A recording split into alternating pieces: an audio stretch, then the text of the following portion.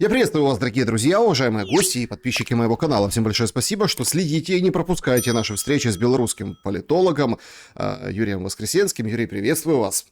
Здравствуйте, Александр. Здравствуйте, дорогие зрители. Юрий, ну что, очень опасное время. Нагнетание идет просто бешеными темпами. Сейчас мы видим, как попробовали на зуб у берегов Турции украинские дроны теневой российский флот. И вот буквально, да, вот пошла, так сказать, тепленькая, как говорят, и начинается вот реальная война в, скажем так, в порту Одессы, Черноморска.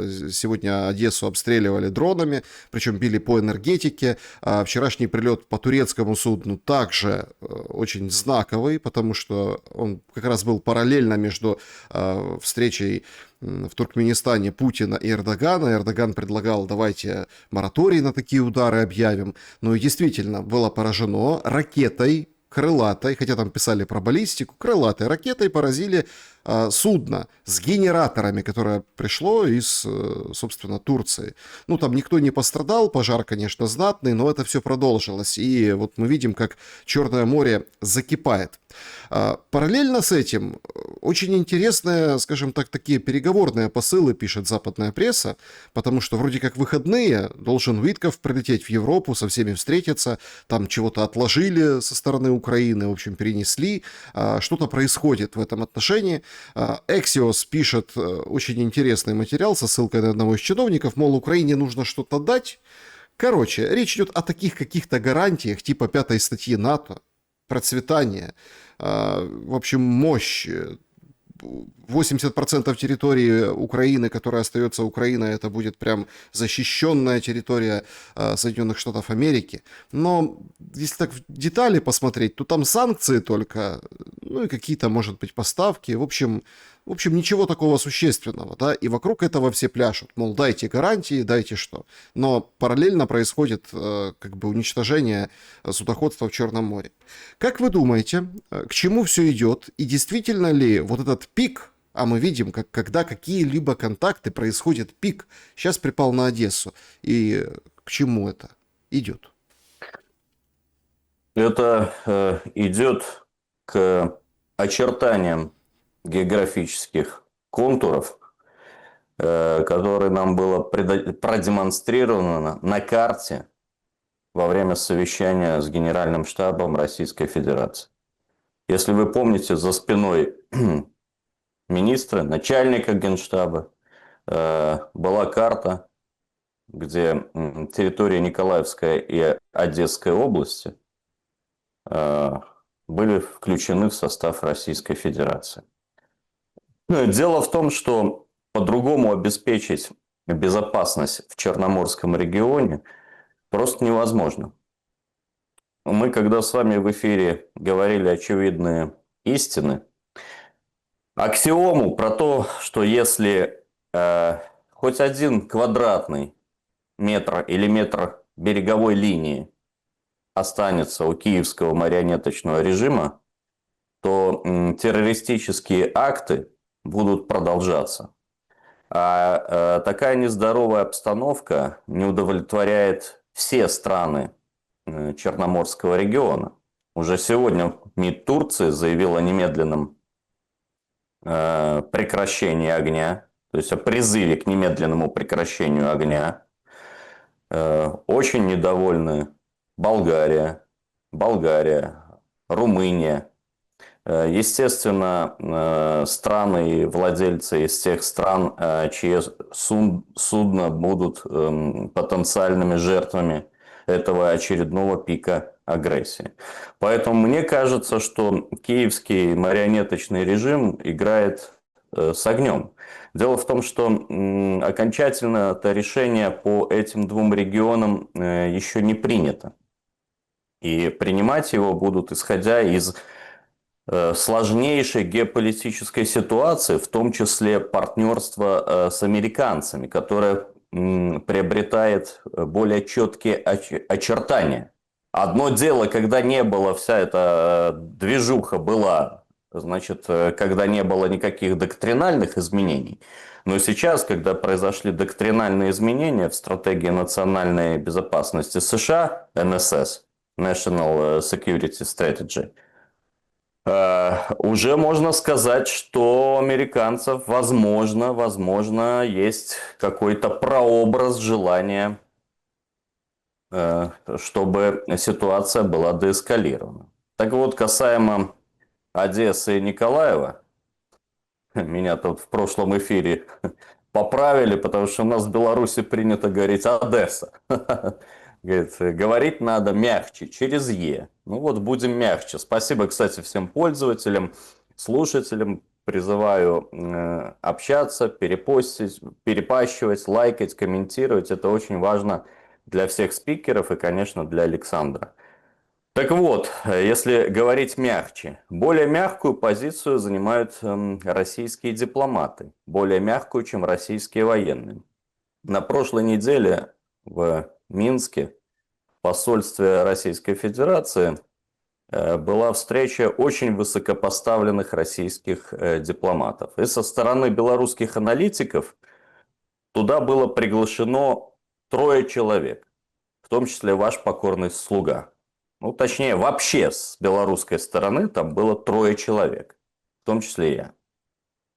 И мы очень долго обсуждали, в том числе о ситуации вот этой, связанной с эскалацией в Черноморском регионе. Тогда еще не было этих последних ответов, да? Были только первые удары по судну, перевозящему гражданский груз, подсолнечное масло. Вот. Но не было этого 4-го удара, не было ударов по судам в Каспийском море, не было вчерашнего ракетного удара по турецкому судну. Так вот, позиция все-таки российских дипломатов очень сдержанная, очень аккуратная, очень выверенная. Противовес позиции российских военных, которые мы видели на карте, продемонстрированной общественности. Это ж не просто так ее засветили. Это просто тонкий намек на толстые обстоятельства. Это не говорит, что у них есть какое-то противодействие. Нет. Российская армия, российская дипломатия работают слаженно и цельно, как единый кулак. Но есть определенные тактические расхождения, предложения, и это нормально, потому что в результате дискуссии всегда может выработаться более лучшее решение. Так вот, если все-таки главнокомандующий Верховной Российской Федерации примет безоговорочно сторону российских военных, а она уже есть, она нам продемонстрирована в этой карте, и в принципе это требует и жители Приднестровья, которые заблокированы молдавскими и украинскими режимами, и в принципе это требует вот те действия, которые сейчас происходят на Черном море, ни с того ни с сего. Вы же видите, кто первый начал там. Там же был тишь да гладь. Ну, смотрите, журнал «Атлантик», тут тоже такая очень интересная позиция. Вы намекаете на то, что американцы как бы еще решение не приняли, но застройщики Витков, там Кушнер, девелоперы, бизнесмены, они в каком плане? Они как бы лакомый кусок для застройки Одессы, конечно. О нем говорили еще, помните, там полгода назад. Да. То есть, ну, понятно. Тут возникает другой момент. Вы намекаете, что вроде как американцы с россиянами будут договариваться по Черноморскому побережью, но с другой-то стороны, Атлантик пишет, что Трамп как бы дал добро на вот эти удары по теневому флоту Российской Федерации, представляете? И получается очень интересная игра вот сейчас. То есть логика бизнес-процесса очень проста. Мы с этой логикой сталкивались где-то, наверное, в 90-х, когда было большое наследие советских предприятий. Ну, я как человек из Донбасса, я это прекрасно понимаю, когда в город просто там одни предприятия, какие хочешь. То есть от какой-нибудь содового завода, да, вот если брать, например, Лисичанск, да, содовый завод, тут тебе текстильная фабрика, тут тебе какие-то стекольные, в общем, и все это друг дружке, и все как-то вот жило, функционировало. А потом пришла же приватизация. Все банкротили и резали на металлолом. Нахрен. Вот просто. Эти цеха, эти мощностя, вот это все. Почему? Потому что обанкроченные предприятия и его как бы в утиль. чтобы хоть какую-то копейку сбить новому собственнику. Вот сейчас ситуация в Черном море, как бы это цинично ни звучало, напоминает с точки зрения бизнес-процесса вот это. Однако здесь есть очень важный момент, я должен вам апеллировать. Вы говорите, военные. Слушайте, ну давайте будем реалистами. Удары дронами и массированные там ракетами, дронами по этому региону, Николаев сегодня был под ударом, Одесса, ну, это же не сухопутная операция по контролю, по захвату. Более того, Путин уже 10 дней назад отчитались, что Купянск взят, а тут Зеленский фотографируется. Поэтому тут такой момент, понимаете, решение, чтобы... Ну, в общем, можно еще воевать очень долго с теми темпами этой войны за какие-то вот такие большие куски территории. Поэтому это все очень умозрительно с точки зрения отсечения там, Украины от Черного моря. Или нет?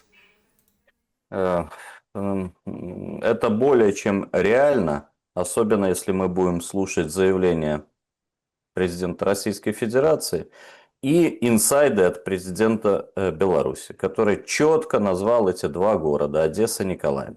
Никто не говорит, что это произойдет буквально завтра, потому что здесь российская армия тоже будет решать дилемму. Дело в том, что все это Одесса, Николаев, это все русское наследство, и никто это не будет отрицать.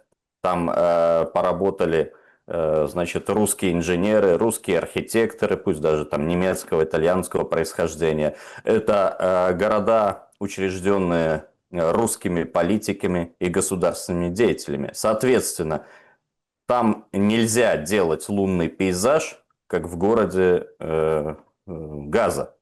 Понимаете? Поэтому никто не говорит, что это будет значит, наскоком таким и получится. Ну, во-первых, наверняка мы ждем структурирования одесского и николаевского подполья. Дело в том, что абсолютное большинство граждан там не приемлет киевский марионеточный режим. Мы это видим из видео в сети, где люди вместе объединяются и переворачивают бусы ТЦК, бьют стекла, отбивают там, значит, захваченных людей, где одесская молодежь, честь и хвала ей, как и киевским школьникам, слушает русскую музыку, а не вот эти селюковские завывания в вышиванке. Вот, и хороводы, блин, вокруг всяких языческих символов. То есть там современная молодежь, и мы надеемся, что подполье Одессы и Николаева рано или поздно даст о себе знать. Кстати, там недавно был очередной нацистский преступник ликвидирован. Правда, украинские власти заявляют о самоубийстве, который был причастен к поджогу Дома профсоюзов. Поэтому это же вопрос завтрашнего дня. И чтобы его решать, надо освободить полностью территорию Запорожья и Херсонщины. И заходить в том числе, что делается успешно на территорию Днепропетровской области. Вы понимаете, одна из целей специальной военной операции – это денацификация и демилитаризация. Никто не будет отрицать, что пусть небольшими темпами, темпы не такие быстрые, как во время Великой Отечественной войны, но перемалывание-то нацистов идет, перемалывание ежедневное, ежечасное, ежеминутное. В результате происходят прорывы фронта, как мы видели в Покровске, в Гуляйполе, в том же Купянске, прежде всего левом береге.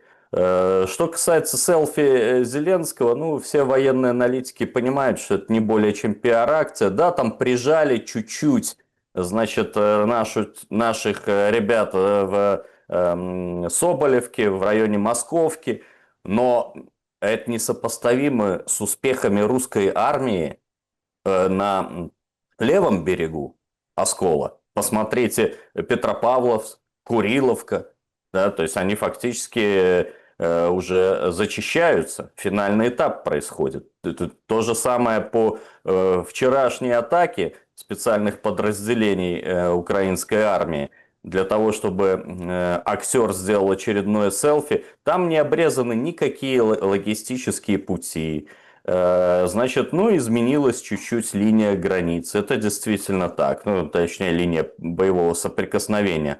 Но в целом нет никаких оснований для того, чтобы киевский марионеточный режим снова оккупировал Купянск. Более того, в ближайшее время будет зачищена полностью левая часть Заосколья, так называемого.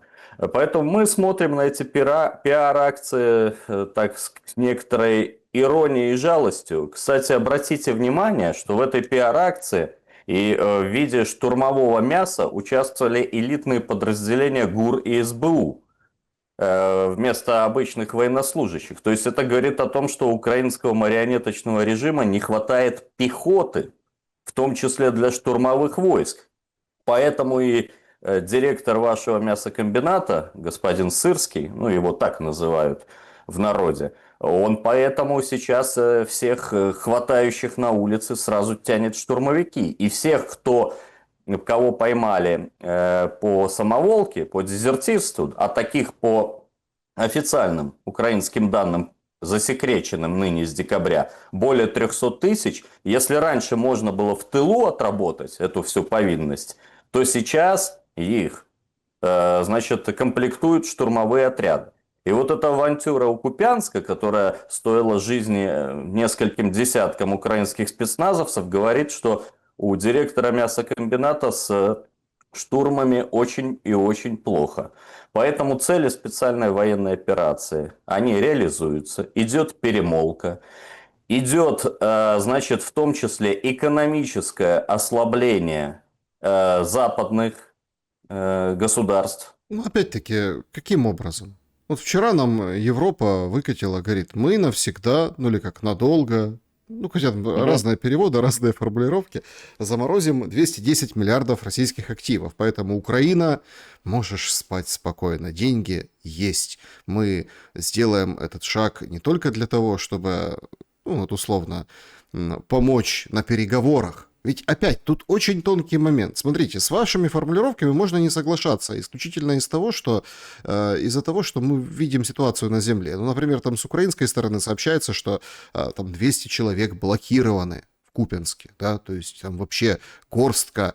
Ну, опять мы возвращаемся к этой истории, что сколько там, то есть 200 человек на весь город. Практически, там, за исключением каких-то там двух окраин, на одной окраине из которых фотографировался Зеленский. Причем шутят по сети, что как бы он сфотографировался возле какого-то абсолютно нового города, который называется Упянск. Ну, потому что побитая стелла, побитое это все, то есть дроновые сетки, руины, руины и развалины. Я почему вообще вспомнил с вами? Не из-за военной там как бы истории. Потому что сейчас у нас как? Кто-то верит, кто-то находит другие вещи знаковые, что там возле стеллы какой-нибудь сфотографируется. В общем-то, город отходит противнику Зеленский. Я о другом. Зеленский на этом 39-секундном видео, и видно, что это было очень наспех, быстро записано, потому что ситуация опасная. Две вещи. Первое, рискует непонятно зачем. Ну вот непонятно зачем. Многие действительно пишут, подождите, так если там такие бои, если вот это все. То есть два варианта. Или, договорничок, опять там, куда ни приехал Зеленский, никто ничего не стреляет, никто нигде, собственно, не атакует, и они как бы специально там, россияне, отошли назад, потому что Купянск не фигурирует нигде в этих всех мирных договоренностях, в планах, то есть это Харьковская область, они должны отходить. И это очень такой важный момент. Россияне должны уйти с Днепропетровской, с Сумской, с Харьковской областей. То есть, пожалуйста. И с Николаевской там вопросы, Кинбургская коса, ну там возле Крыма, это фактически тоже там такие моменты будут решать. Но, в свою очередь, должны уйти и из Донбасса ВСУ.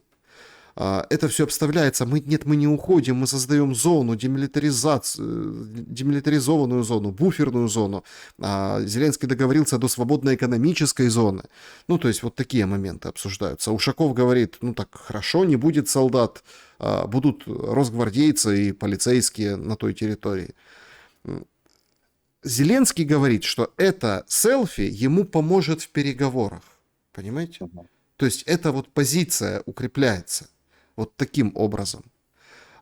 Как она укрепляется? Соразмерен ли риск? И как вы думаете, По какому сценарию будут идти переговоры, раз Зеленский должен делать вот это, а европейские его друзья должны замораживать на неопределенный срок российские активы, да, с тем расчетом, что, мол, это как бы не переживайте, деньги есть, вот вам сильный шаг, поэтому, пожалуйста, на переговорах это тоже козырь. Казалось бы, два таких неочевидных козыря. Прокомментируйте их, пожалуйста. Смотрите, тут по этим вопросам ситуация такая. Ну, значит, по информации руководства вооруженных сил Украины,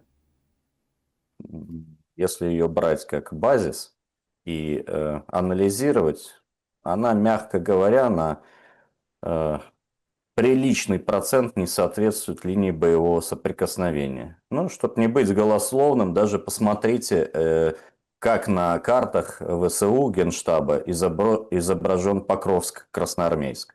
Видите, к нему даже русские войска еще не подступили. А мы вчера видели там по центру праздно ходящего Владимира Рудольфовича Соловьева. И завтра в программе «Вести недели», воскресный разговор, будут показаны, значит, кадры из центра Покровска. А на картах Генштаба ВСУ к нему даже не подошли еще русские войска. Та же ситуация по Гуляй-Поле, та же ситуация по Мирнограду, где сопротивление сломлено, где погибло порядка 1000 украинских военнослужащих. Но сейчас последний остался бастион, шахта, где они там забаррикадировались, а там представители, прежде всего, элитных подразделений. И вот это все на картах у Сырского и Зеленского. И так было все практически 4 года специальной военной операции. И мы снова вспоминаем газету «Трезуб» за неделю до смерти Гитлера 1945 года, апреля, где она говорила, писала и успокаивала украинскую паству, что вот-вот гений фюрера покажет этим, значит, клятым большевикам. Поэтому первый мой тезис такой: с точки зрения военной аналитики ситуации на земле, карта Генштаба ВСУ на порядок более не похожа реальной ситуации. Раз в 10 завирают. То же самое по Купянску. Как помогут, второй вопрос, селфи Зеленского? Да никак не помогут. Вы помните, он селфился везде, начиная от Мариуполя, заканчивая Бахмутом. А результат какой? Результат мы уже видим, кстати, и на картах Генштаба ВСУ. Вот этот результат. Это все территории освобождены. Поэтому вот это дешевые актерские трюки, которые никак не помогут. Помогут желание избавить украинский народ от боли и трагедии и переходить к мирным переговорам.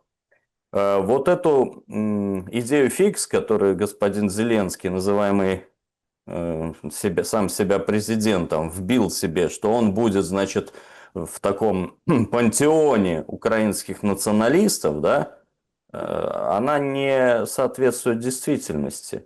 И я скажу почему. То есть он хочет так, чтобы, вот, значит, ну, кого мы видим, вот если берем, поймаем какого-нибудь азовца, да, значит, татуированного, у него что?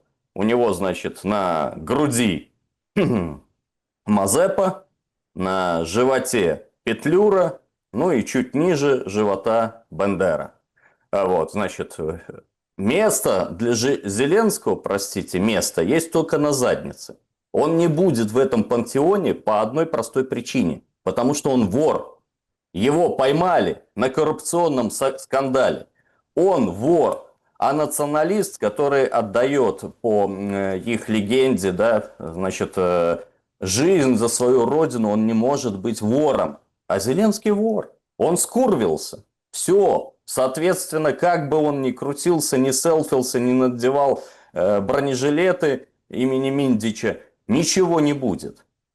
Он, кстати, обратите внимание, чуть-чуть отвлекусь, и подчищает следы. Вы видели это покушение, да, на Минде и слышали, о котором рассказал Коломойский в суде. Я бы на месте Миндича сейчас срочно, если он этого еще не сделал, записал видео, отправил там 3-4 адвокатам. на случай его ликвидации. Вы же видите, прямая связь. То есть сначала возникает скандал, потом убирается Ермак, потом Ермак едет, это все зафиксировано, к руководителю службы внешней разведки. Есть такое секретное подразделение в Украине, чьи сотрудники работают в посольствах, замаскированные под дипломатом. И потом в посольстве Украины в Израиле, если верить Коломойскому, и израильской полиции дают оружие, чтобы убить Миндича и следы, так сказать, все убрать. Понимаете? А вы верите Коломойскому? Я верю Коломойскому. Я Почему? верю Коломойскому. Потому что если бы это было неправда, израильская полиция бы сразу же выступила с пресс-релизом. Такого нет. А заметьте, Так они тишина. выступили. Нет, и полиция сказала нет, на что Коломойский во второй день уже этой истории как-то рассказывал, ответил, что так это внешняя разведка занимается, поэтому никаких комментариев официальных не будет. Но Шабак это занимается внутренняя разведка. Значит, у них Внутренняя. есть Моссад, да, есть Шабак. Но хорошо, даже если мы эту историю, о которой не хотят говорить, представим, что она несуществующая, но коррупция-то существующая, коррупция гигантского размера, и продолжаются вот эта работа НАБУ, и выявляют новых коррупционеров, где там в Днепропетровщине, да, по-моему, выявили банду, которая на больше, чем на 100 миллионов гривен обманула украинский народ. Вот, ну и, кстати, еще, если брать аналитически, я понял, что за счет этих денег Миндича и абсолютно очевидно финансировались все украинские депутаты. Почему? Обратите внимание, они себе повысили зарплату в 3 раза, и это в военное время. То есть, ну, абсолютно очевидно, раньше они получали кэшем. Вроде бы один депутат рассказывал, что Арахамия по 20 тысяч долларов им доплачивал. А сейчас, когда эту схему Миндича прикрыли, они тут же собрались и, значит, решали не вопросы, связанные с мирными переговорами, а вопросы, связанные с своей зарплатой. Видимо, решили эту нагрузку, но это просчитывается просто явно, перенести на украинский бюджет. Теперь, что касается вопроса о мирных переговорах. Значит, я не знаю, кто с какой территории там будет уходить в публикациях западных СМИ, в том числе в публикациях Атлантика, который говорит, что якобы дал разрешение бить и приказал Трамп. Конечно, это является ложью и фейком, в том числе для того, чтобы дискредитировать Трампа. Никаких приказов таких он даже, я уверен, не отдавал. Да и у него вряд ли спрашивали украинские нацисты. Особенно в нынешней ситуации, когда пошла коса на камень. Значит, базис в переговорах будет только один. Выход на территориальную границу Российской Федерации. Все, никакие другие. Это я понял в том числе из закрытой встречи с российскими дипломатами на прошлой неделе в Минске. Никаких других вопросов обсуждаться не будет. А дальше это уже мы берем территорию, освобожденную Николаевской, Харьковской, Днепропетровской и других областей. Дальше вопрос будет решаться от буферной зоне. То есть, если все-таки американские партнеры помогут поменять нам киевский режим на лояльный России и Беларуси, это один коленкор. А если этот раненый, но тем не менее по-прежнему нацистский человеконенавистнический режим в Киеве останется, то тогда придется делать буферную зону. А буферная Что это зона, такое? Ну вот, это территория порядка 20, 30, 40 километров от границ Российской Федерации, вглубь Украины. Чтобы, значит, как минимум артиллерию и ФПВ-дроны не долетали до гражданского населения с непосредственно самой территории России. Понимаете? Потому что, ну так, дрон обычный, можно его подавить средствами РЭП. Значит, кстати, это и один ответ на вопрос, чего Зеленский прибежал к Стелле Купинска. Там работают не обычные дроны, потому что все фактически затянуто в системе рэбов. радиоэлектронного противодействия, а там работают ФПВ-дроны.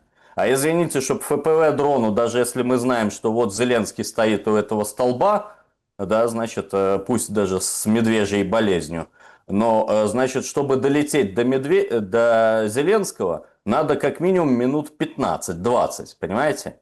Вот, поэтому, потому что дрон ФПВ на проводе. Вот, поэтому, чтобы такие дроны не долетали и украинские нацисты не убивали беззащитных жителей Курщины, Белгородщины и освобожденной Донеччины, нам нужна буферная зона. И эта буферная зона сейчас обеспечивается. Конечно, в случае, если киевский режим пойдет на все условия, предлагаемые Российской Федерацией, эта буферная зона, естественно, не нужна будет. Но если эта история затянется, то буферную зону надо создавать на всем периметре границы. И я не исключаю в том числе в Черниговской области. Поэтому вот какой, если брать, так сказать, пасьянс разложить, вот что нас ожидает. Нас ожидает выход на границы Российской Федерации, закрепленной в ее новой Конституции. Это аксиома, и она даже не обсуждается. И этот выход будет реализован. Погодите, но согласно мирному плану, там Запорожская, Херсонская остановка там, где есть. Это кто сказал, Александр? Ну, Где согласно этот мир? Да, вы там видели подпись под этим мирным планом? американского, скажем так, вот об этом и, собственно, идут переговоры, понимаете? Тут тоже такой, и плюс еще тут такой момент. Вчера там Подоляк отличился, говорит, мы выборы проведем, дайте денег, и пускай не стреляют. Ну, условно, вы денег на выборы, и давайте, надавите или договоритесь, как угодно, США с Россией, чтобы было прекращение огня, то есть перемирие, предвыборное перемирие.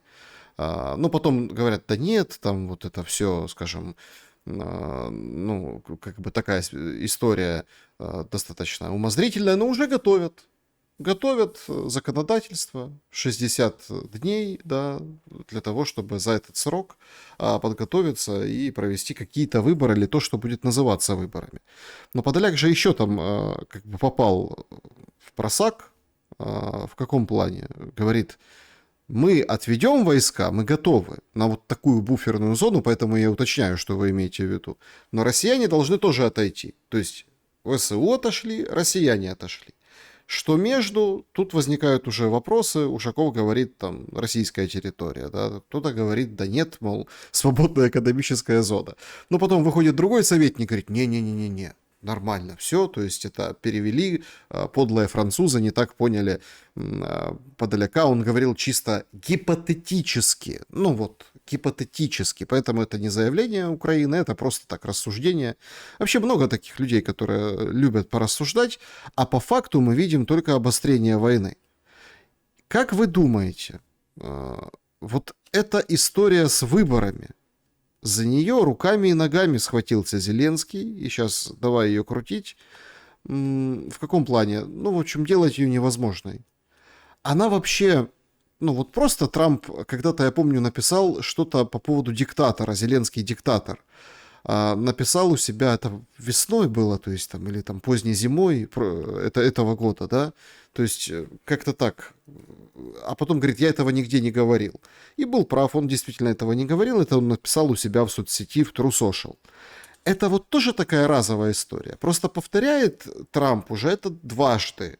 О том, что 82% хочет и вообще радуется нашему мирному плану, украинцы хотят мира, а вот, короче, выставляет это все так, что один Зеленский не хочет, ну, скажем, принимать условия, и вот дальше, собственно, разворачивает ситуацию в какую-то непонятную эскалационную модель. Но ведь эта эскалационная модель, это противопоставление Трампу как раз ему дает электоральные очки. Ну, помните фишку с этим овальным кабинетом? Вроде поругались, выгнали украинцев вообще с Белого дома, даже не покормили обедом. А рейтинг подрос у Зеленского. На это же и расчет сейчас. Смотрите, Трамп, ну и вообще американцы имеют такое представление о нашей всей политике, примерно как и в области географии. Значит, Ну, сейчас эпоха новых географических открытий. Крым у нас, оказывается, это океанический остров. Э, Армения находится где-то на Балканах, возле Албании. Я вообще думаю, что американцы, когда вторжение в Ирак закончили и поймали уже Хусейна, они подумали, вспомнили, что перепутали с Ираном. И в этой связи я вспоминаю еще заявления американских чиновников, которые грозились отправить 6-й флот США к берегам Беларуси, если Лукашенко не станет более покладистым.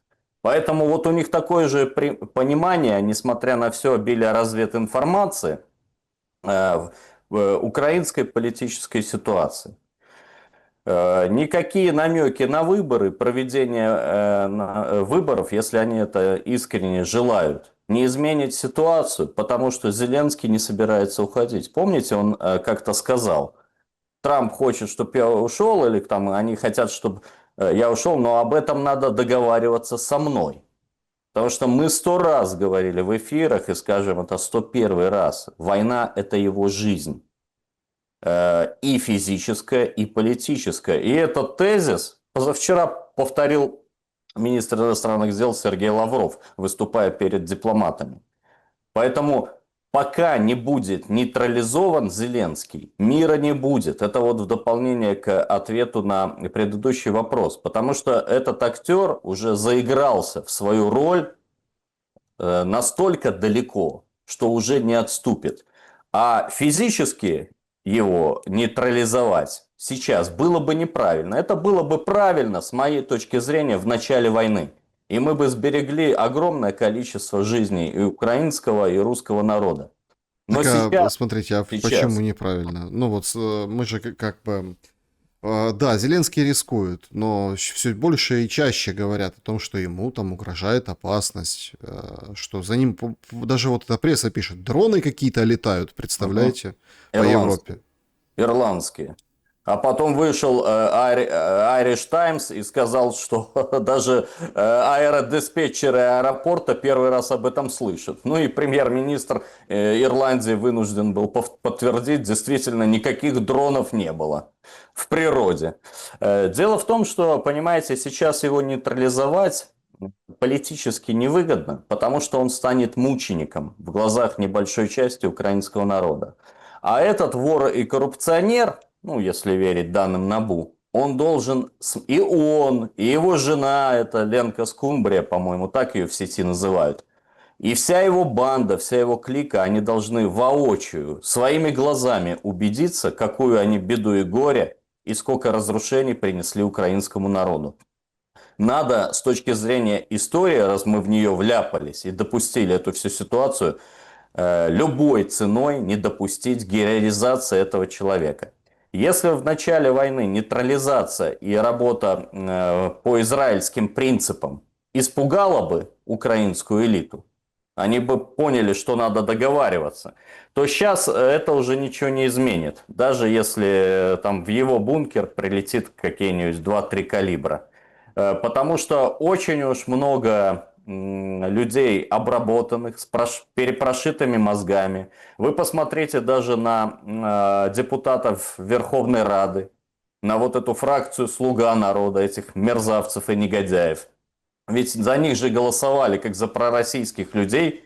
Никто из них во время заседаний, когда они голосовали за повышение себе зарплаты в 3 раза, да, никто из них не встал и по существу не стал обсуждать, ребята, надо что-то делать, надо как-то договариваться, надо не допустить, чтобы внутри Украины была какая-то гражданская война. Вы же смотрите, сводки, каждый день там взорвали ТЦКшника, там порезали, там дрон запустили в Львовской области сами, конкурент против конкурента. И мы видим, наблюдаем прообраз гражданской войны. Так вот, никто из этих так называемых народных депутатов, никто, ни один человек не ставит вопросы по существу.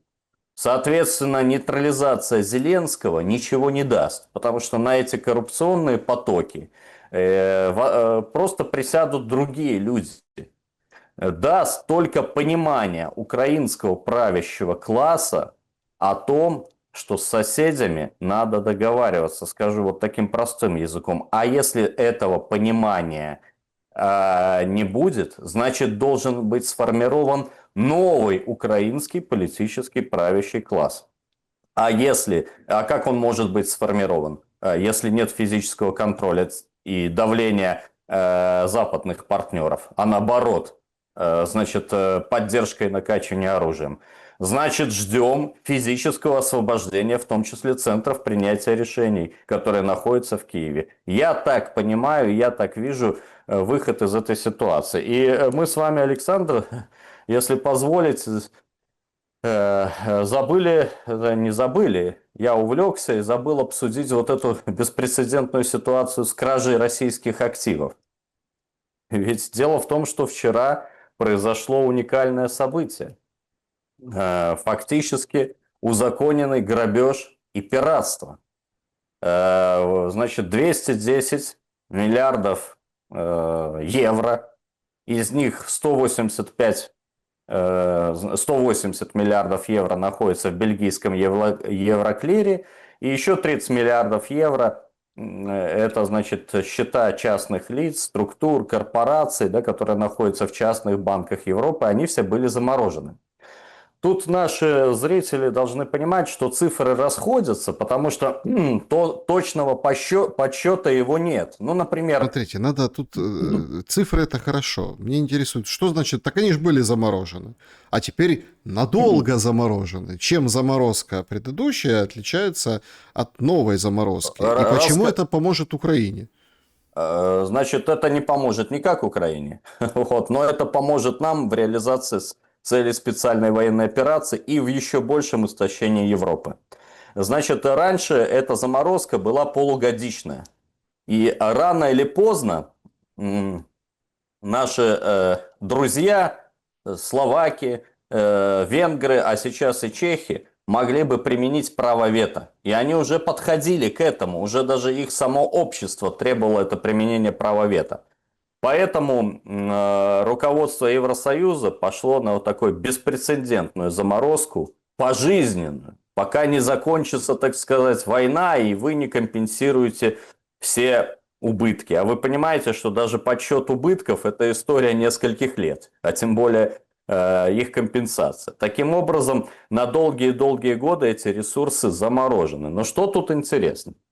Во-первых, вот вы представьте, вы страна-инвестор, которая храните свои активы в ЕС. И эти ЕС замораживают деньги. Понятно, что сейчас китайцы и страны персидской монархии будут выводить свои деньги. Значит, никто никакого риска допускать не будет. Потому что, да, кто-то скажет, так это же из-за войны заморожено. Хорошо, так они завтра могут заморозить из-за того, что Китай там якобы ущемляет уйгуров. Из-за этого мы заморозим. Поэтому деньги эти будут выводиться. Это первый момент. Второй момент. Значит, на территории Российской Федерации заморожена примерно такая же сумма. Вот вчера обновили сумму, назвали 15 триллионов российских рублей европейских активов. Это примерно 200 миллиардов евро в эквиваленте. Я знаю, что только у компании BMW, там у меня товарищ работает в московском офисе, на спецсчете С, который введен по указу номер 302, желающие могут прогуглить, президента Российской Федерации, от 24 апреля 2023 года, введены так называемые спецсчета.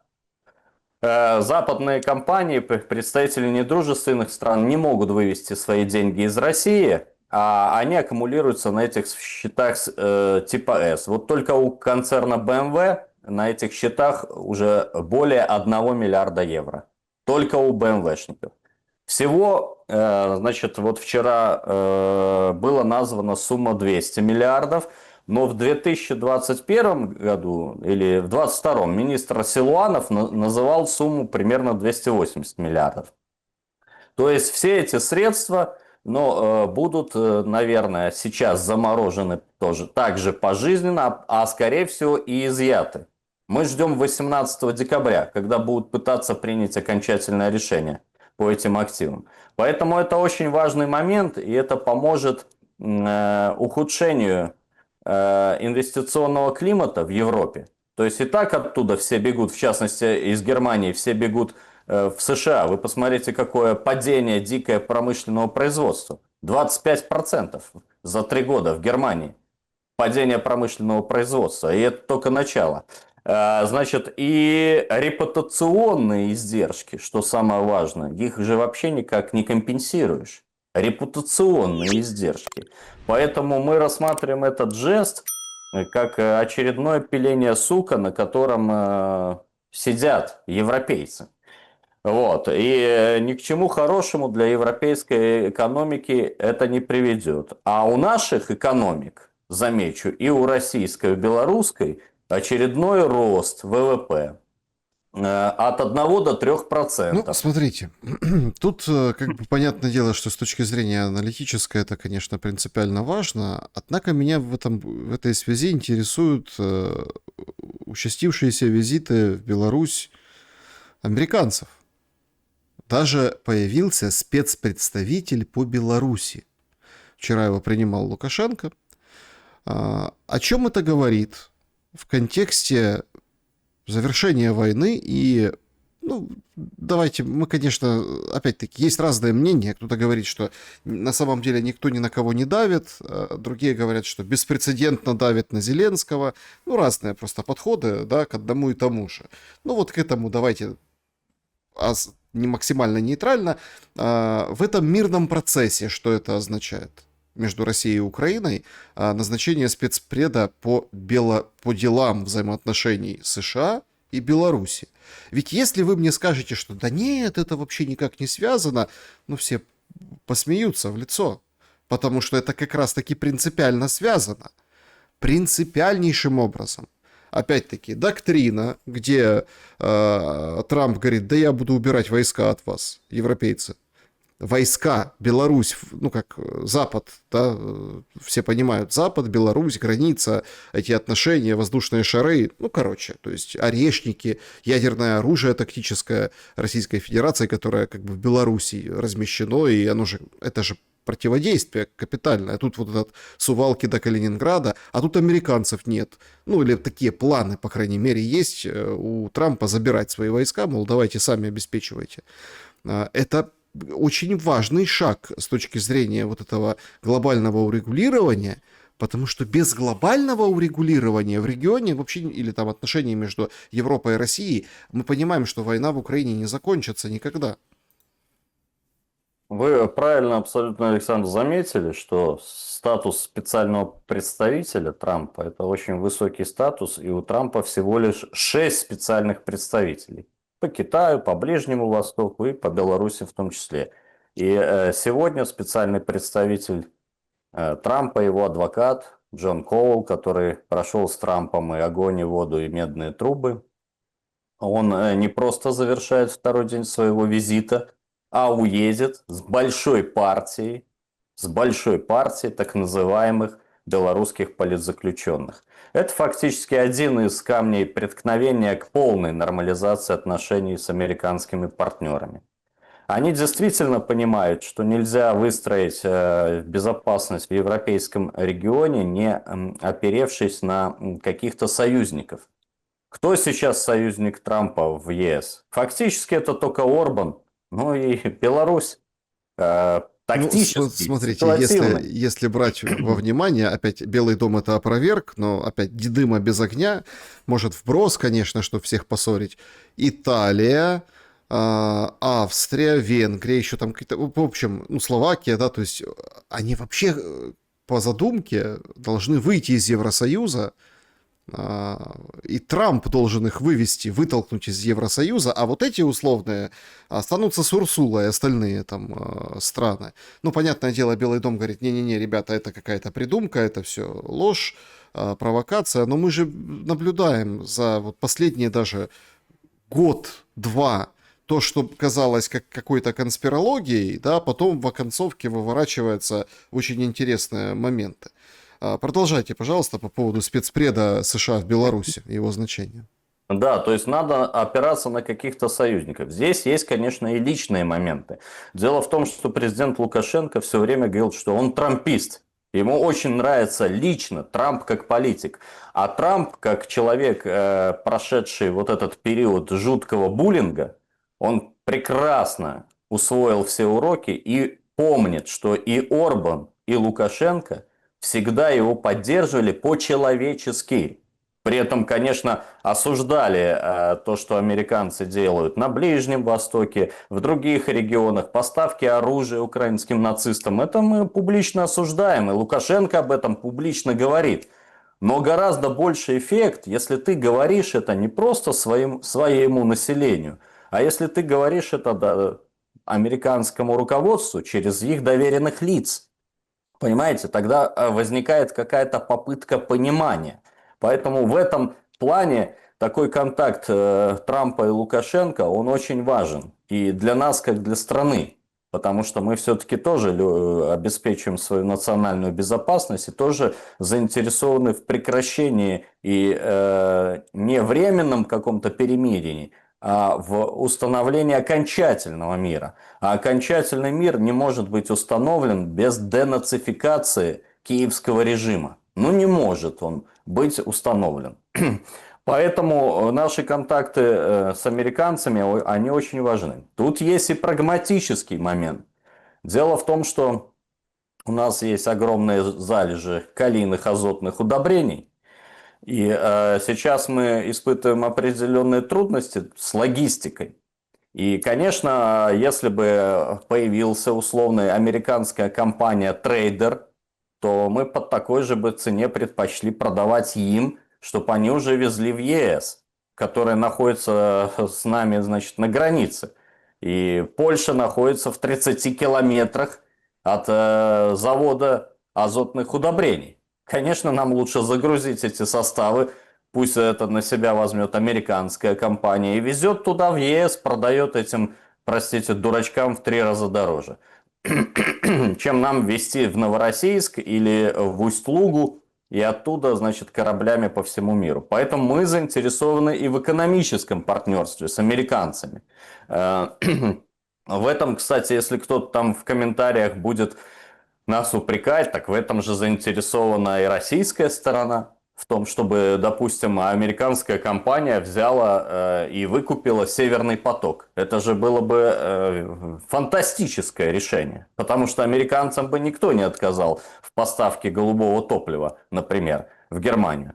Поэтому здесь есть вопрос как личный, то есть теплые отношения, дружеские отношения практически между президентами двух стран. Есть вопрос политический, есть вопрос экономический. Ну, естественно, американцы все время подчеркивают, что надо пойти навстречу по урегулированию и снятию вопроса с так называемыми политзаключенными. Ну, около 1000 человек у нас называют таким термином. Хотя здесь есть отдельный разговор, потому что может ли быть политзаключенным человек, который минирует и взрывает релейный шкаф, поджигает машину судьи, значит, закладывает какие-то взрывные устройства. Ну, вряд ли это политзаключенный, как на Украине, где действительно садят ни за что, за призыв к переговорам, за анекдоты, за ожидание русской армии и так далее. Поэтому сегодня, буквально вот во время выхода нашего эфира или в конце нашего эфира, мы услышим о том, что очень значительная часть, не менее 100 человек, этих людей поедут туда. Нам здесь на территории они не нужны, потому что у нас нет ресурсов ходить и ловить этих, так сказать, соевых, как называют в сети, граждан, которые будут дезинформацию распространять и которых могут использовать в том числе украинские спецслужбы. У нас все силы идут на охрану белорусско-украинской границы. Там 2 эшелона. Первый эшелон пограничники, второй эшелон спецподразделения и, значит, всякие механизированные бригады. И нам ходить, значит, ловить и отслеживать вот этих освобожденных здесь, я вот просто популярным языком говорю, для тех, кто хочет разобраться в этой ситуации, нам это невыгодно. С другой стороны, все предыдущие выпуски, в том числе по моей инициативе господина Тихановского, принесли определенные преимущества нашей белорусской власти. Потому что там пошли дрязги, борьба за деньги, внутривидовая борьба, конфликты. Поэтому если мы туда добавим еще сотню-полторы сотни таких, так сказать, маргиналов, фриков и экстремистов, то на понятие белорусская оппозиция вообще можно забыть. Значит, кроме вот этих всех аспектов, мы поднимаем вопрос перед американской делегацией, вчера поднимали, о неконструктивном поведении наших соседей. Польша, Литва, Латвия. Вы знаете, сколько существует, сколько длится вот эта война, и даже до этой войны, начиная с 2020 года, столько они занимаются провокациями, значит, накачиванием ситуации, милитаризацией. Вот даже смотрите последний случай. Вот он небольшой, но очень вопиющий. Очень важный случай. Вот Польша сказала, ладно, мы открываем пограничные пункты. И взяли, открыли пограничные пункты. И кого они пропускают? Мы же сразу в интервью, как открыли пункты, значит, я вышел в интервью белорусского телевидения на центральном канале, и я сказал, так они же открыли для того, чтобы провозить взрывчатые вещества и наркотики, попытаться на территорию союзного государства. И что вы думаете? Вчера вышло, значит, официальное заявление совместных таможенных служб России и Беларуси. Польша через свою границу пропустила партию наркотиков рекордную за все 35 лет существования Республики Беларусь. Они пропустили микроавтобус, в котором все было в обшивке забито грузом, значит, мефедрона 367 килограмм и гашиша 915 килограмм. Это при том, что все, Александр, у них пункты оборудованы рентгеном. То есть, понимаете, это разве дружеская политика? Открыть границу и первым же рейсом пустить, значит, почти 1,5 тонны наркотиков. Вот этот вопрос Ну, мы это, тоже кстати, будем решать с американцами. американцы в этом вопросе помогут. Они же тоже борются. Так повестка Борются. общая. Борются. А понимаете, Литва, Латвия и Эстония, почему и с ними Штаты не ведут такой дружеской политики, как с Венгрией, например? Они не являются суверенными государствами в том понимании Вестфальского договора, который почти 400 лет утвердил понимание суверенного государства. Это классические лимитрофы, управляемые просто, значит, людьми, менеджерами, наемные на содержании у Урсулы. И вот этой всей комарилии. Ну да, у Поэтому нас с ними тоже невозможно о чем в договариваться. Украине в интернете постепенно мем идет, да. Микола погибает за Урсулу. Вот Так и как-то есть. так. Так и есть. Юрий Воскресенский был моим собеседником сегодня. Спасибо за время и мысли. Спасибо. Друзья, берегите себя. Всем добра и света. Увидимся обязательно. До скорого.